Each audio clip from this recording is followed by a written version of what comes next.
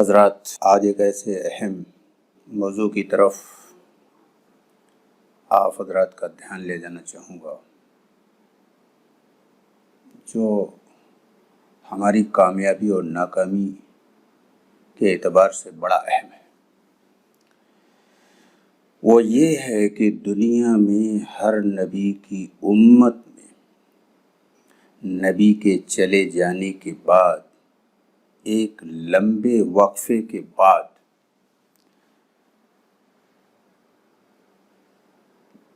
ان پر زوال آتا ہے، اس نبی کی امت پر زوال آتا ہے۔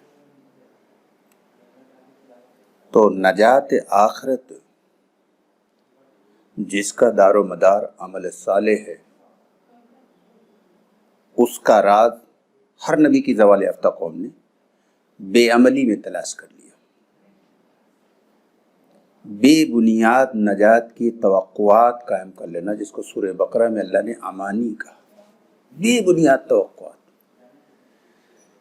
جیسے قوم نوح کے اندر جب زوال آیا تو انہوں نے کہا کہ ہم چاہے جتنا گناہ کرے ہوں گے، ایک مقدس ندی ہے، اگر اس میں ہم ایک ڈبکی لگا لیں گے تو سارا گناہ معاف ہو گیا اور ہم جنت میں پہنچ جائیں گے۔ قوم موسیٰ کے اندر جب زوال آیا تو انہوں نے کہا کہ بنی اسرائیل کے اگر کسی بزرگ کا نام عظمت سے لے لیا تو جنت واجب ہو گئی، اور اگر توریت کی کوئی ایک آیت کان میں پڑ گئی تو جنت واجب ہو گئی۔ اور پھر نہ جانے کیسی کیسی توقعات اپنی نجات کے لیے یہود نے قائم کیا۔ قوم عیسیٰ ان سے اور آگے بڑھے۔ قوم عیسیٰ میں جب زوال آیا تو انہوں نے کہا کہ ہم چاہے جتنا گناہ کریں، یہاں تک کہ پیدائش سے لے کر موت تک صرف گناہ ہی گناہ ہو، کوئی نیکی نہ ہو، پھر بھی ہم سب جنت میں جائیں گے۔ اس کی وجہ انہوں نے یہ بتائی کہ عیسیٰ نے صلیب پر چڑھ کر قیامت تک کے عیسائیوں کے گناہوں کا کفارہ ادا کر دیا، تو اب ہم چاہے جتنے گناہ کریں ہم سب جنت میں جائیں گے۔ شرط یہ ہے کہ عیسیٰ پر ہمارا اعتماد اور بھروسہ ہو، ان سے محبت ہو، ان سے تعلق ہو، بس اس بنا پر ہم سب جنت میں چلے جائیں گے۔ آج قوم محمد بھی اپنے پورے زوال پر ہے۔ زوال یافتہ قوموں کی جو علامات قرآن اور حدیث میں ملتی ہیں وہ سب امت محمد میں موجود ہے۔ انہوں نے بھی پچھلی قوموں کی روش کو اختیار کرتے ہوئے انہوں نے کہا کہ ہم امام الانبیاء کے امتی ہیں، لا الہ الا اللہ محمد رسول اللہ کی بنیاد پر ایک نہ ایک دن ہم جنت میں جائیں گے، چاہے کوئی نیکی نہ ہو، لیکن کلمے کا زبان سے اقرار کیا ہے، اس لیے ہم سب جنت میں جائیں گے، ایک نہ ایک دن جائیں گے، گناہوں کی سزا بھوگ کر جائیں گے لیکن جائیں گے۔ یہ عقیدہ، یہ نظریہ 100% جھوٹ پر مبنی ہے۔ بہت ساری آیات ہیں لیکن تفصیل ہو جائے گی، بہت لمبا وقت لگ جائے گا، بہت اختصار کے ساتھ چند آیات آپ کے سامنے لا رہا ہوں۔ قرآن کا نام فرقان ہے، فرقان مانے کسوٹی، جھوٹ اور سچ کا فرق بتانے والی کتاب ہے۔ سورہ آل عمران آیت نمبر 77 میں اللہ نے فرمایا ان الذین یشترون بعہد اللہ وایمانہم ثمنا قلیلا اولئک لا خلاق لہم بالآخرہ۔ یہ سورہ آل عمران کی آیت نمبر 77 ہے۔ اس میں اللہ نے فرمایا کہ جو لوگ اللہ کی کیے ہوئے عہد کو اور اپنی قسموں کو تھوڑی قیمت پر بیچ دیتے ہیں، ان کو آخرت میں کچھ نہیں ملے گا۔ بلکہ اسی آیت میں آگے یہ کہا کہ نہ اللہ ان سے بات کرے گا، نہ ان کی طرف دیکھے گا، نہ ان کو پاک کرے گا، ہمیشہ وہ عذاب میں رہے۔ جو لوگ اللہ کی کیے ہوئے عہد کو پورا نہیں کرتے، اولئک لا خلاق لہم بالآخرہ، ان کو آخرت میں کچھ نہیں ملے گا۔ ایمان ایک عہد ہے، ایک معاہدہ ہے، ایک ایگریمنٹ ہے۔ اللہ یہ کہہ رہا ہے کہ جو ایمان کے ایگریمنٹ کو پورا نہیں کرے گا اس کو آخرت میں کچھ بھی نہیں ملے گا۔ دوسری آیت سورہ مائدہ کی ہے، آیت نمبر 65، فَلَا وَرَبِّكَ لَا يُؤْمِنُونَ حَتَّى يُحَكِّمُوكَ فِيمَا شَجَرَ بَيْنَهُمْ ثُمَّ لَا يَجِدُوا فِي أَنفُسِهِمْ حَرَجًا مِّمَّا قَضَيْتَ وَيُسَلِّمُوا تَسْلِيمًا۔ تیرے رب کی قسم وہ ایمان والے نہیں، اللہ کہہ رہا ہے، چاہے وہ تہجد ہی کیوں نہ پڑھتے ہوں، لیکن اللہ کہہ رہا ہے کہ اگر یہ خصلت ہے تو یہ ایمان والے نہیں، چاہے تکبیر اولیٰ کے ساتھ نماز پڑھ رہے ہوں، چاہے ہر سال حج کرنے جاتے ہوں، چاہے جتنی کچھ نیکیاں کرتے ہوں، لیکن رب کہہ رہا ہے اپنی ربوبیت کی قسم کھا کر کہ وہ لوگ ایمان والے نہیں ہو سکتے۔ جو لوگ اپنے باہمی جھگڑے میں پیغمبر کو حکم نہ بنائیں اور پیغمبر جو فیصلہ کر دے اس سے دلوں میں تنگی نہ محسوس ہو، اس کو خوشی سے قبول کر لیں، اگر یہ صفت نہیں ہے تو رب نے فرمایا یہ ایمان والے نہیں ہیں۔ چاہے جتنے بڑے بڑے لبادے اوڑھے ہوں، چاہے جتنے بڑے بڑے دین کے تمغے ہوں، مالک کائنات فرما رہا ہے کہ اگر یہ صفت نہیں ہے کہ اپنے معاملات میں نبی کو حکم اگر نہیں بناتے تو یہ ایمان والے نہیں ہیں، یہ ایمان والے نہیں ہیں، چاہے 1000 مرتبہ روز کلمہ پڑھتے ہوں، لیکن اگر یہ چیز نہیں ہے، نبی کو اپنے میٹر کے فیصلے کے لیے حکم نہیں بناتے تو پھر یہ ایمان والے نہیں ہیں۔ اور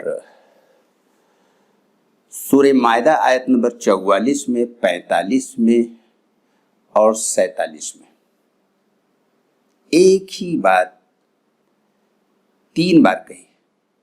44 میں کہا وَمَن لَّمْ يَحْكُم بِمَا أَنزَلَ اللَّهُ فَأُولَٰئِكَ هُمُ الْكَافِرُونَ، پھر 45 میں کہا وَمَن لَّمْ يَحْكُم بِمَا أَنزَلَ اللَّهُ فَأُولَٰئِكَ هُمُ الظَّالِمُونَ، پھر 47 میں کہا وَمَن لَّمْ يَحْكُم بِمَا أَنزَلَ اللَّهُ فَأُولَٰئِكَ هُمُ الْفَاسِقُونَ، وَمَن لَّمْ يَحْكُم بِمَا أَنزَلَ اللَّهُ فَأُولَٰئِكَ هُمُ الْكَافِرُونَ، جو لوگ اللہ کے حکم کے مطابق عمل نہیں کرتے یہی تو کافر ہیں۔ اینٹ اور سیمنٹ اور چونے اور پتھر کی بنی ہوئی مورتیوں کی عبادت کرنے والے ہی کافر نہیں، بلکہ اللہ یہ کہہ رہا اصل کافر وہ ہیں جو اللہ کے قانون کو چھوڑ کر اپنے نفس کے قانون، برادری اور سوسائٹی اور میجارٹیوں کے قانون کو فالو کرتے ہیں، اور اپنے نفس اور اپنی برادری اور سوسائٹی اور میجارٹی کے قانون کو ترجیح کے درجے میں رکھتے ہیں۔ ایسے لوگ اللہ فرما رہا ہے کہ یہی تو کافر ہے۔ ایک جگہ اللہ نے کہا وَآثَرَ الْحَيَاةَ الدُّنْيَا فَإِنَّ الْجَحِيمَ هِيَ الْمَأْوَىٰ، جس نے دنیا کو پراتھمکتا دیا، ترجیح دیا خدا کے دین پر، فَإِنَّ الْجَحِيمَ هِيَ الْمَأْوَىٰ، اس کا ٹھکانہ جہنم ہے۔ اور سورہ بقرہ آیت نمبر 48 میں اللہ نے فرمایا وَاتَّقُوا يَوْمًا لَا تَجْزِي نَفْسٌ عَن نَفْسٍ شَيْئًا وَلَا يُقْبَلُ مِنْهَا شَفَاعَةٌ وَلَا يُؤْخَذُ مِنْهَا عَدْلٌ وَلَا هُمْ يُنصَرُونَ، ڈرو اس دن سے جس دن کوئی نفس کسی نفس کے کچھ کام نہ آئے گا، نہ اس کے بارے میں کسی کی شفاعت قبول کی جائے گی، نہ اس سے فدیے میں کچھ لیا جائے گا، نہ اس کو کہیں سے کوئی مدد پہنچے گی۔ اتنی واضح ہے۔ اور سورہ فرقان میں ایک آیت ہے، بڑی مشہور آیت ہے اور تقریباً اکثر لوگوں کی آیت زبان پر ہے، وَقَالَ الرَّسُولُ يَا رَبِّ إِنَّ قَوْمِي اتَّخَذُوا هَٰذَا الْقُرْآنَ مَهْجُورًا۔ اس آیت میں اللہ یہ بتا رہا ہے کہ رسول عربی صلی اللہ علیہ وسلم فیصلے کے دن اللہ کے یہاں یہ شکایت پیش کریں گے، گنہگار نافرمان مسلمانوں کے خلاف کیس دائر کریں گے کہ یا اللہ ان مسلمانوں نے قرآن کو چھوڑ دیا تھا۔ یہ قومی عظمت اور نجات کی علامت کے طور پر اللہ کی کتاب کو سینے سے لگائے ہوئے تھے، لیکن رہنما کتاب کی حیثیت سے اپنی زندگی سے نکال کر باہر پھینک دیا تھا۔ جب پیغمبر یہ شکایت کریں گے تو تمام اہل علم نے لکھا کہ اللہ فرشتوں کو حکم دے گا ان قرآن کو چھوڑنے والے، ترک کرنے والے، ان سب کو اٹھا کے جہنم میں پھینک دو۔ قرآن میں واضح طور پر ہے کہ اللہ کا نبی اللہ کے نافرمان مسلمانوں کے خلاف شکایت درج کریں گے۔ پورے قرآن میں ایک بھی آیت نہیں کہ اللہ کے نبی گنہگار، نافرمان، ظالم کی سفارش کریں گے، ان کو جنت میں لے جائیے، ڈال دیجیے۔ اللہ کا نبی یہ کہے گا کہ انہوں نے قرآن چھوڑ دیا تھا، شکایت کرے گا، اس شکایت پر اللہ ان کو جہنم میں ڈال دے گا۔ واضح آیت موجود ہے، پورے قرآن میں ایک بھی آیت نہیں کہ اللہ کا نبی اللہ کے دشمن، اللہ کے نافرمانوں کے لیے کہے گا کہ ان کو جنت ڈال دیجیے۔ جو اللہ کی مرضی وہی رسول کی مرضی۔ تو یہ اور اس طرح کی بہت ساری آیات ہیں جو واضح طور پر یہ ثابت کرتے ہیں کہ صرف زبان سے کلمہ پڑھ لینے پر نہ دنیا میں اس کا کوئی نفع ہے، نہ آخرت میں کچھ ملے گا۔ اس کی ایک مثال دے دوں تو بات بالکل واضح ہو جائے گی۔ سورہ ابراہیم میں اللہ نے کلمہ طیب کو اور کلمہ کفر کو، دونوں کو درخت سے تشبیہ دی ہے۔ کلمہ طیب کو بھی ایک درخت بتایا، کلمہ کفر کو بھی ایک درخت بتایا۔ اچھا، درخت کی پہچان پھل سے ہوتی ہے۔ کوئی آدمی اگر امرود کا درخت لگائے تو اس میں آم کا پھل نہیں آئے گا، جو درخت لگائے گا اسی کا پھل اس میں نکلے گا۔ آم کے درخت میں امرود نہیں ہوگا اور امرود کے درخت میں آم نہیں ہوگا، جو درخت ہوگا وہی پھل نکلے گا۔ تو کلمہ کفر کا پھل ہے برا عمل، اور کلمہ طیب کا پھل ہے نیک عمل۔ جو لوگ زبان سے کلمہ طیب کا اقرار کرتے ہیں، سارے اعمال ان کے برے ہیں، کفر والوں کے۔ تو یہ خود فیصلہ کر لیں کہ یہ کتنے سچے ہیں، کتنے جھوٹے۔ قرآن نے یہ مثال دے کر کے ساری اشکالات سب فنا کر دیا۔ جب دنیا میں کوئی چیز الفاظ سے یا شکل سے نفع نہیں دیتی، جب تک حقیقی معنوں میں اس چیز کو وجود میں نہ لائے، جیسے دکان ایک الفاظ ہے، دکان کی ایک فوٹو ایک شکل ہو گئی، تو اس سے پیسہ نہیں آئے گا۔ جب تک کہ حقیقی معنوں میں دکان نہ بنائے، اس کے اندر لاکھوں کروڑوں روپے کا سامان نہ بھرے اور اس پر پھر ڈیوٹی دے، اور تب جا کر پیسہ آئے گا۔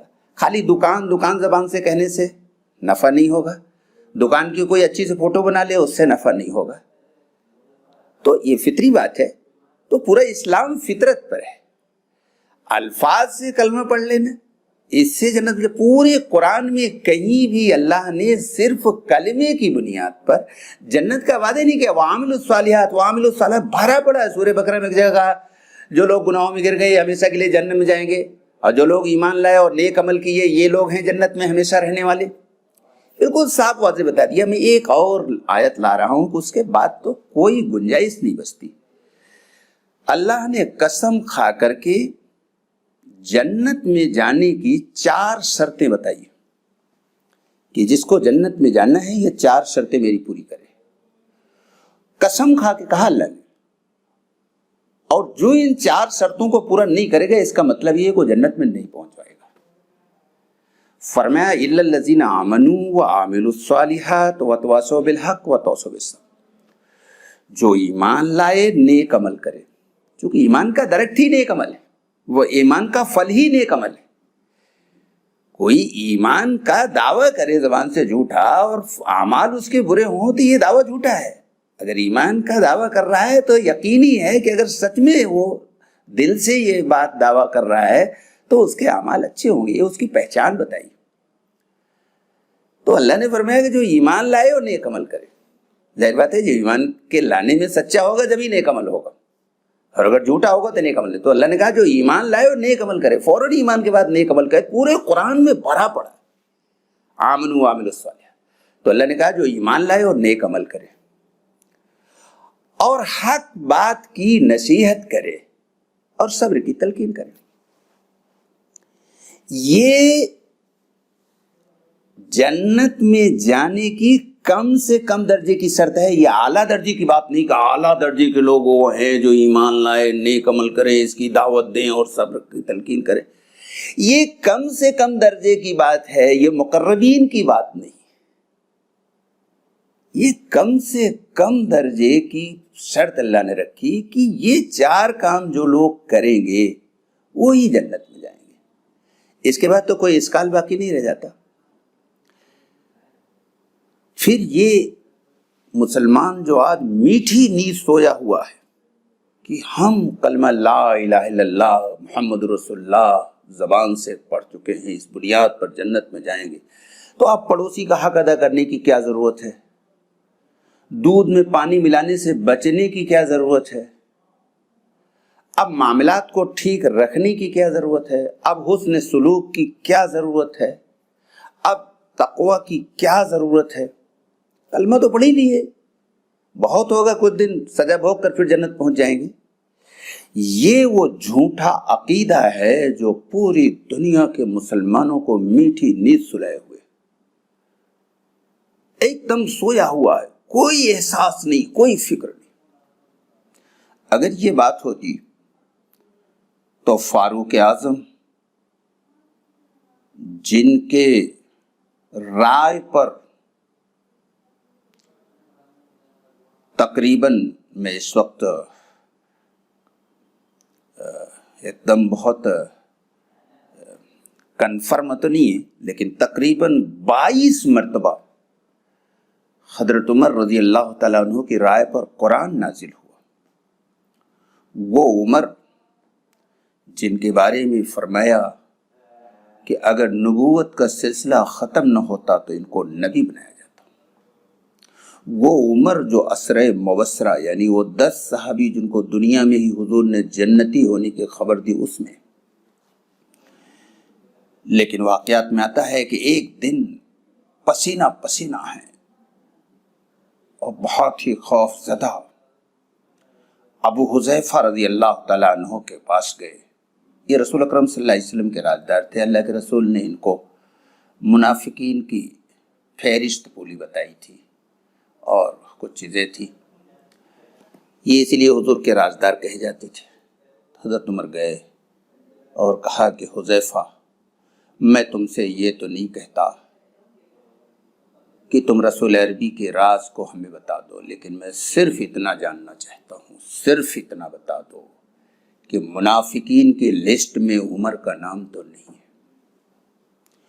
اتنا بڑا آدمی کانپ رہا ہے، ڈر رہا ہے کہ کہیں میں جہنم میں نہ چلا جاؤں، کہیں میں جنت سے محروم نہ ہو جاؤں.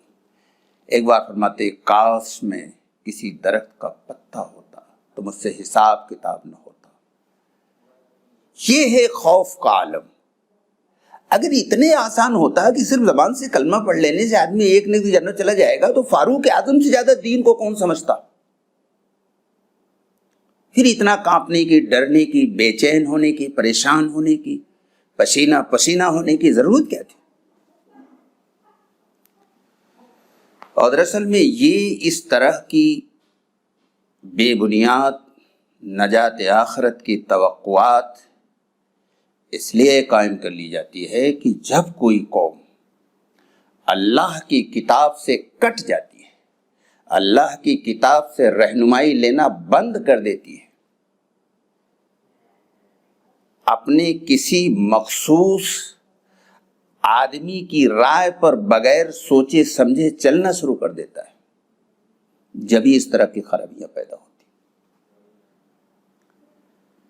اللہ کی کتاب ہر زمانے میں لوگوں نے اللہ کی کتاب سے لوگوں کو دور کیا، یہ کہہ کر کے کہ یہ سمندر ہے، بڑا گہرا ہے، اس کو آپ نہیں سمجھ سکتے. اللہ کو یہ معلوم تھا کہ میری کتاب کے بارے میں یہ پھیلایا جائے گا، یہ جھوٹی بات.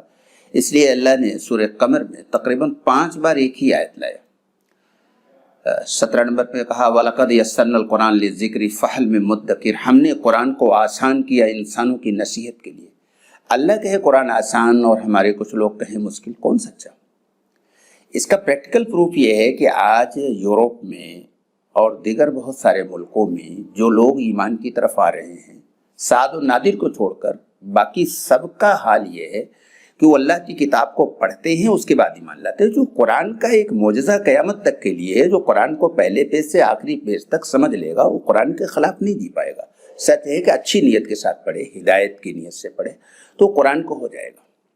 تو یہ یورپ اور امریکہ اور دیگر کنٹری کے لوگ قرآن پڑھ کر کے ایمان لائے، ان کی سمجھ میں آ رہا ہے، مسلمانوں کے سمجھ میں قرآن نہیں آئے گا۔ حد یہ ہے کہ جتنا قرآن روزانہ نماز میں پڑھا جاتا ہے اس تک کا مطلب نہیں جانتے، تو جتنا نماز میں پڑھتے اس کا مطلب نہیں جانیں گے تو حقیقی نماز کیسے بنے گی؟ جس میں اللہ اور بندے کے درمیان میں کسی کا گزر نہ ہونے پائے، وہ حقیقی نماز ہے۔ وہ تو جب تک اس کا مطلب نہیں جانو گے نہیں آئے گا۔ یعنی وہ ایسی توجہ مرکوز کرنا کہ بندے اور خدا کے درمیان میں کوئی نہ آئے، اس میں ایک چیز یہ بھی ہے کہ اس کا معنی یاد ہوگا، اور ایک دو چیزیں ہیں تو اس کے بعد ہی وہ توجہ مرکوز ہو پاتی ہے۔ یہ عجیب بات ہے کہ توجہ مرکوز کرنے کے اعتبار سے اس کو میڈیٹیشن کہا جاتا ہے۔ دوسری قوموں میں لوگ بہت آگے ہیں، برہما کماری والے ٹاپ پر ہیں، اور دوسری قوموں میں بھی یہ بہت چیز ہے۔ ہمارے یہاں سعد و نادر چھوڑ کر لوگ جانتے ہی نہیں ہے کیا چیز ہے۔ اور قرآن نے تو یہ کہا کہ جو لوگ خرابی ہے ان نمازیوں کے لیے جو اپنی نماز سے غافل ہیں، فویل للمصلین الذین هم عن صلاتهم ساہون، ہلاکت ہے ان نمازیوں کے لیے جو اپنی نماز سے غافل ہیں۔ اور دوسری جگہ کہا قد افلح المؤمنون الذین هم فی صلاتهم خاشعون، کامیاب ہوگا وہ نمازی جو اپنی نماز میں خشوع کرتا ہے، توجہ مرکوز کرتا ہے، میڈیٹیشن کرتا ہے۔ تو دونوں نمازیں بتا دیا، کامیابی والی بربادی والی۔ آج کون سی نماز میں پڑھ رہے ہیں خود ہی سن لیں۔ نبی نے فرمایا تھا ایک زمانہ آئے گا مسجدیں بھری ہوگی، ہدایت سے خالی ہوں گی۔ نماز کا بینیفٹ، ہر عمل کا بینیفٹ اللہ نے پہلے دنیا بتایا ہے۔ نماز کا بینیفٹ دنیا میں پہلے بتایا کہ نماز روک دے گی گناہوں سے، آج کوئی نہیں روکتا۔ پورے دین کا خلاصہ پیغمبر نے یہ بتایا، بخاری مسلم کی روایت ہے کہ حسن سلوک اور اچھے اللہ کی منع کی ہوئی چیزوں سے رک جانا۔ حسن سلوک یعنی ہر ایک کے ساتھ اچھا برتاؤ، اور اللہ کی منع کی ہوئی ہر چیز سے رک جانا، یہ دین کا خلاصہ ہے۔ آیا اچھے اچھے نمازی، حاجی اور نہ جانے کیا کیا ٹائٹل اور بڑے دینداری کے لبادہ اڑے ہوئے ہیں، لیکن جب بیٹے یا بیٹی کی شادی کا موقع آئے گا نا تو سارے اللہ کے حکم چھوڑ دیے جائیں گے، نبی کا طریقہ سب چھوڑ دیا جائے گا، پورا وہ طاغوتی طریقہ اپنایا جائے گا جو سیدھا گمراہی کی طرف لے جاتا ہے۔ دہیز یہ اسلام میں نہیں ہے۔ بہت جاہل لوگ کہتے ہیں کہ حضرت فاطمہ کو حضور نے دہیز دیا، بالکل جھوٹی بات ہے۔ رقیہ کو نہیں دیا، زینب کو نہیں دیا، کلثوم کو نہیں دیا، فاطمہ کو دے دیا تھا۔ کتنی بےہودہ بے بنیاد بات۔ ارے حضرت علی نے جیرا بیچ کر جو لایا، جو پیسہ تو حضور صلی اللہ علیہ وسلم کے ہاتھ میں دیا، تو حضور نے داماد کے پیسے سے داماد کی ضرورت کا سامان خریدا تھا۔ کیا آپ اسی کو دہیز جانتے ہیں کہ داماد سے پیسے لے کر سامان خرید کے داماد کو دیا جاتا ہے؟ حضور ان کے گارجین تھے حضرت علی کے، اس لیے حضرت علی کی گرستی کا سامان حضرت علی کے پیسے سے خرید کے دیا تھا، تو وہ دہیز کیسے ہو گیا؟ کیا آپ نبی کو، اللہ قرآن میں کہتا ہے اپنے بچوں کے ساتھ انصاف کرو، کیا آپ نبی کے بارے میں یہ الزام لگانا چاہتے ہیں کہ نبی نے رقیہ اور زینب کلثوم کو نہیں دیا، فاطمہ کو دے دیا، ناانصافی کر دیا؟ اتنا بڑا بہتان لوگ لگاتے ہیں، بعد میں کتابوں میں لکھ دیا، بالکل جھوٹی بات ہے۔ دہیز تو ایک رشوت ہے، دہیز تو ایک شیطانی عمل ہے۔ دہیز سے خالی حیدرآباد میں 20 سے 25 سال پہلے کی رپورٹ ہے، بہت زمانہ پہلے ہو گیا، اب تو پتہ نہیں کیا حال ہوگا، 52,000 لڑکیاں بوڑھی ہو گئی، 60-65 کو لوگ، ان کا نکاح نہیں ہوا۔ اور اگر اس پر بولوں تو کئی گھنٹے لگ جائیں گے، میں اس میں نہیں جانا چاہتا۔ تو یہ جو اللہ کی منع کی چیزوں سے رکنا اور لوگوں کے ساتھ اچھا برتاؤ کرنا، یہ پورے دین کا خلاصہ پیغمبر نے بتایا، یہ ہمارے پاس آج نہیں ہے۔ وہ اس لیے نہیں ہے کہ سب کے دماغ میں یہ بٹھا دیا گیا ہے کلمہ پڑھو ایک نہ ایک دن جنت میں جاؤ گے، کوئی بات نہیں، گھبرانے کی بات نہیں ہے۔ یہ اور اس طرح کی بہت ساری خوش فہمیاں اور خود ساختہ چیزیں گڑھ لی گئی۔ اب یہ پورا بیان کوئی سنے گا تو کہے گا صاحب کی بات تو صحیح ہے، لیکن اب حضرت سے پوچھیں گے تو میری ایک درخواست ہے، کسی حضرت سے پوچھیے گا تو اس سے کہیے قرآن سے دلیل دیجیے۔ قرآن فائنل اتھارٹی ہے، یہ اللہ کی طرف سے گائیڈ بک ہے، اور اس کی خصوصیت یہ ہے کہ اس میں کوئی آدمی اپنی طرف سے کوئی چیز داخل نہیں کر پائے گا، اللہ نے یہ ضمانت دی۔ باقی اور چیزوں تو ملا دیں گے، حدیث میں ملا دیا گیا، سارے علماء کے اتفاق ہے، کئی لاکھ حدیثیں جھوٹی ملائی گئی، بے شمار نکالی گئی، بے شمار آج بھی موجود ہیں، جس میں سے ایک عرضی کر دوں۔ بخاری مسلم میں ایک حدیث ہے، بڑی تفصیل طلب ہے اس کا، بہت مختصر میں چند جملہ عرض کرنے جا رہا ہوں کہ رسول اکرم صلی اللہ علیہ وسلم جس نے بھی کلمہ لا الہ الا اللہ پڑھا سب کو جہنم سے نکال کر جنت میں داخل کر دیں گے، ایک بھی نہیں بچے گا، سب کو نکال کر کے جنت میں داخل کر دیں گے، جنت سے نکال دیں گے، ایک بھی نہیں بچا۔ اب اس کے بعد فوراً حدیث آ رہی ہے اسی کے فوراً بعد کہ پھر صدیقین اور اولیاء اور شہید جائیں گے، یہ جہنم سے نکال کر لائیں گے جنت۔ جب نبی نے سب کو نکال لیا، وہاں کوئی ایک بھی نہیں بچا تھا، تو یہ کس کو نکال رہے ہوں؟ آیا کنٹراڈکشن، تضاد آیا، ورودھابھاس آیا؟ نبی کی بات میں تضاد، ورودھابھاس، کنٹراڈکشن نہیں ہوتا۔ یہ ثبوت ہے اس بات کی کہ یہ نبی کے نام سے نبی کے دشمنوں نے اس میں ملائی ہے، نبی کی بات نہیں۔ دوسری پہچان یہ ہے کہ نبی کوئی بات ایسی نہیں کہیں گے جو اللہ کی کتاب کے خلاف ہو۔ یہ بات تو بھی قرآن کی جو میں نے 2 4 6 آیتیں پڑھی اختصار کے ساتھ، ورنہ تو 50 آیتیں ان قرآن کی تمام آیتوں کے خلاف ہے، عقل کے بھی خلاف ہے، فطری اصول کے بھی خلاف ہے، ہر اعتبار سے غلط ہے۔ اسلام عقل کے مطابق ہے، فطری اصول کے تحت ہے، پورا اسلام دین فطرت ہے۔ اسی لیے دنیا میں جتنی سائنسی تحقیقات ہیں وہ سب اسلام کی موافقت میں ہے، بلکہ سائنس اسلام کا علم کلام بن گیا آج۔ اور قرآن نے تو کہا تو سورہ حمیم 53 میں کہ دنیا سائنس کے ذریعے ایمان لائے گی۔ آپ اٹھا ترجمہ دیکھ لیجئے، میں اختصار کی وجہ سے آگے بڑھ رہا ہوں، نئی آیت پڑھی دوں۔ سورہ حمیم 53 میں اللہ نے کہا سنریہم آیاتنا فی الآفاق وفی انفسہم حتی یتبین لہم انہ الحق، ہم قریب آفاق میں انفس اور انسان کے جسم کے اندر اپنی آیات، اپنی نشانیاں دکھاؤں گا، یہاں تک کہ اس کو دیکھ کر لوگ یہ کہیں گے یہ کتاب حق ہے، یعنی قرآن پر ایمان لائیں گے۔ اس کے پریکٹیکل ثبوت ہے۔ پروفیسر میگاٹٹ تیجسین جو تھائی لینڈ کا رہنے والا ہے، ڈپارٹمنٹ اناٹومی کا چیئرمین ہے، دنیا کا بہت بڑا سائنٹسٹ ہے، یہ پہلا سائنٹسٹ ہے جس نے اس بات کی کھوج کیا کہ انسان کو مارنے پہ جو تکلیف ہوتی ہے وہ تکلیف کا مادہ پین ریسیپٹر جو ہے وہ انسان کے خال میں اللہ نے رکھا۔ اگر یہ تکلیف کا مادہ اللہ نے خال میں رکھا ہوتا تو انسان کو چاہے جتنا مارو پیٹو کوئی تکلیف نہیں ہوتی۔ یہ پہلا آدمی ہے جس نے اس کی تحقیق کی۔ قرآن یہ بات 14.5 سال پہلے کہہ گیا کلما نضجت جلودہم بدلناہم جلودا غیرہا لیذوقوا العذاب، کہ جب نرکیوں کی خال جل جائے گی ہم نئی خال بنا دیں گے تاکہ عذاب چکھتے رہیں۔ تو قرآن نے پہلے کہہ دیا، آج تمام سائنسی تحقیقات قرآن کی تصدیق کر رہی ہیں، اور جو عقل والے سائنٹسٹ ہیں وہ ایمان بھی قبول کر رہے ہیں۔ یہ میں نے مشاہدہ بھی کروا دیا آپ کو۔ تو بہرحال میرا موضوع یہ تھا کہ نجات آخرت جس کا دار و مدار عمل صالح ہے، زوال یافتہ قومیں اس کا راز بے عملی میں تلاش کر لیتے ہیں۔ اس لیے آپ سب سے درخواست ہے کہ خود ساختہ غلط فہمی سے توبہ کریے۔ دنیا کی بھی کامیابی، آخرت کی کامیابی ایمان اور صالح پر، اور اسی کو دوسروں تک پہنچانا اور صبر کرنا، یہ 4 چیزیں رکھی ہے۔ یہی دنیا اور آخرت کی کامیابی کی بنیاد ہے، چاروں چیزیں۔ اس میں کسی کیل قال کی گنجائش نہیں ہے۔ قرآن فائنل اتھارٹی ہے، قرآن کے سامنے کسی چیز کو نہیں مانا جائے گا۔ قرآن جو کہہ رہا ہے وہ صحیح ہے، وہ مانا جائے گا۔ بس انہی الفاظ کے ساتھ اپنی بات کو ختم کرتا ہوں۔ وما علینا البلاغ۔